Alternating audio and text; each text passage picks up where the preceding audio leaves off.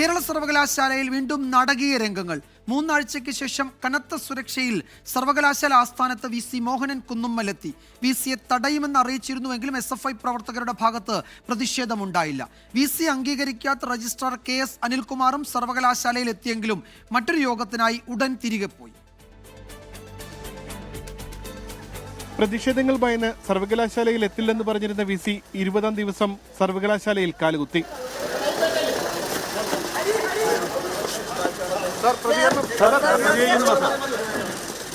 സർവകലാശാല ആസ്ഥാനത്ത് കാലുകുത്തിക്കില്ലെന്ന് SFIയുടെ പ്രഖ്യാപനമുണ്ടായിരുന്നതിനാൽ കനത്ത പോലീസ് സുരക്ഷ ഏർപ്പെടുത്തിയിരുന്നു. പോലീസ് വാഹനങ്ങളുടെ അകമ്പടിയോടെയാണ് എയർപോർട്ടിൽ നിന്ന് സർവകലാശാലയിലേക്ക് VCയുടെ വാഹനമെത്തിയത്. പ്രധാനപ്പെട്ട ഫയലുകളും സർട്ടിഫിക്കറ്റുകൾ നൽകുന്നതിലും VC ഇന്ന് തീരുമാനമെടുക്കും. ഉന്നത വിദ്യാഭ്യാസ കൗൺസിലിന്റെ യോഗത്തിലും VC പങ്കെടുത്തു. VC എത്തിയതിനു പിന്നാലെ ഔദ്യോഗിക വാഹനത്തിൽ തന്നെ രജിസ്ട്രാർ KS അനിൽകുമാറും സർവകലാശാലയിലെത്തി. പിന്നാലെ മറ്റൊരു യോഗത്തിനായി മടങ്ങിപ്പോയി.